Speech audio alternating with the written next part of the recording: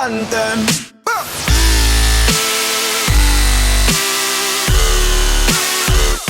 Hello, I'm Dakota from Bowtied Media, and I am here with a man of legendary status. He's been on a ton of tours all around the world, co-founded Circus Records, and currently we're on the tail end of the Fluxiverse tour. How's that been going so far for you? Pretty good. Yeah? Yeah, I don't even know if it's the tail end. Oh, no? I think it's just like an open-ended thing. Oh, really? There's another leg. There's more shows that we're doing later in the year, and I'm about to release Fluxiverse Volume 2, and I've already got enough tracks for Fluxiverse Volume 3. Wow. So Fluxiverse is like... It's an ongoing thing now. Very much an ongoing thing. If you had to describe the Fluxiverse in like a couple words. I don't know. It feels really obvious to say, oh, it's my creative universe. But there's an ethos that I've always had with Flux Pavilion, which is to create a space where everything is acceptable. I love it. Everything, all the chaos and all the craziness is like what you expect in the space. There's a concept called Phantasmagoria, which is a track on the EP, which kind of all fits into it. But like outside of society, a space where everything is acceptable and kind of chaotic and crazy. And that's sort of what the Fluxiverse is. Okay. I need to get it down to a couple of sentences. I love it though. That's fantastic. A tagline. One of the ideas is always like, you've got life and then there's stuff that happens in the corner of your eye that you don't really notice. Well, that's the Fluxiverse. Oh. And then when you come to a show, all of that stuff becomes the forefront. The person that you are in the corner of your eye and like outside of reality, that's the person that you are in the Fluxiverse, like an alternate reality, but within our reality. And it basically is kind of an open idea of who do you want to be, live that fantasy, come to the Fluxiverse and be that person. And then that kind of extends into this like really open-minded space for people to be as expressive with their own personality. That's amazing. Kind of the idea. I love it. Another question. You've been clearly around the EDM sphere for a long time. You've rubbed up against some of the biggest artists. You got Skrillex, Porter Robinson, Steve Aoki, Dylan Francis. Is there a certain interaction you've had with someone that has like stuck with you for a long time, whether it be a fan that's talked about your music in some capacity or like a producer tip from something? Is there something from your almost 2 decades of experience you're like, wow, that was something that stuck with me for a long time? I once made Ozzy Osbourne choke on some fish and chips because I made him laugh. Do you remember the joke still? Nah, I can't remember what I said, but we were at dinner. I was there with Kelly and Sharon and Ozzy.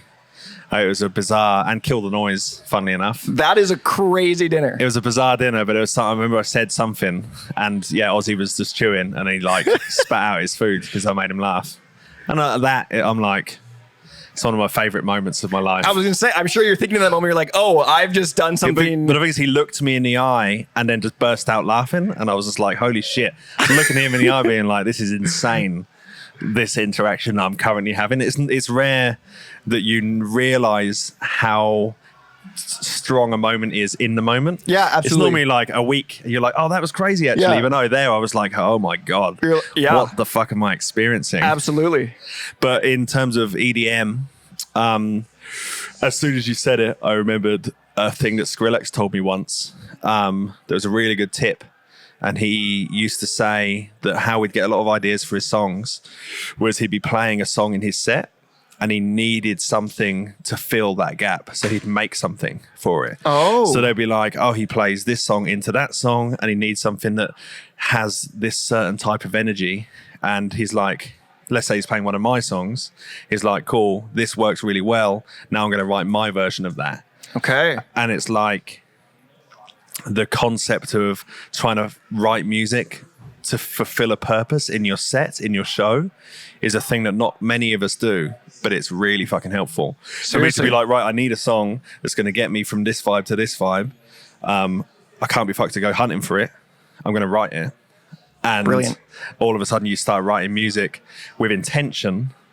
And that's like the best way to be creative, is to have a specific purpose. Sometimes when there's just like, you could do anything in the world, you get paralysis. But when you're like, no, I specifically am trying to do this thing and I need to do it in my way, it's a really nice framework.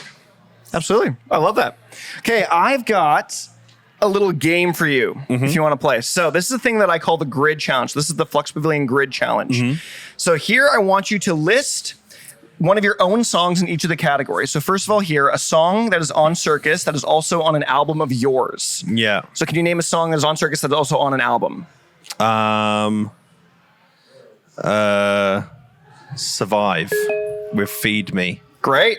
Incredible. So then a Circus song that has been a remix of yours.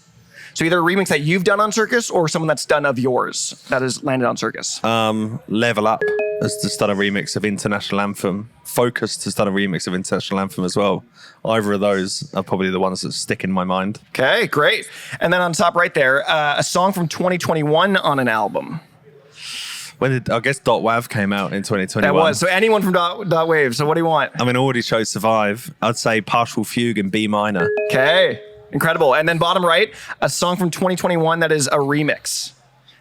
This one is probably the hardest of all of them. What year? Yeah, all years of are these hard things for happen. you guys in particular because you don't, like, you make a song, but it can be released years later. So the album came out in 2021, and then the Phone On remix came out in 2020 as well. It must, Those two things seem very far apart to me in my experience of life. So it's really interesting to imagine them happening in the same seriously. year. Yeah. That's pretty cool. Okay. Because I hadn't even spoke to Phone On before I released the album, because he hit me up once the album came out. Okay. We've actually done 2 collabs that haven't come out yet. But okay. Done a fair amount of work with him. Yeah.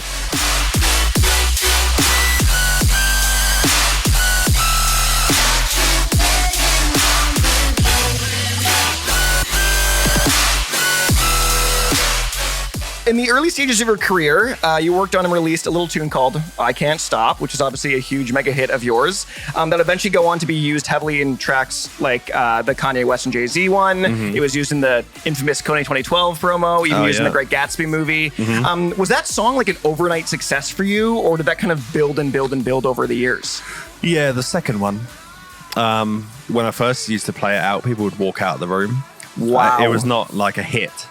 It came out 2011, I think, or 2012. And then it got picked up by Jay-Z and Kanye about a year after. Okay. And that's roughly, I'd say it's maybe about a year of it being out.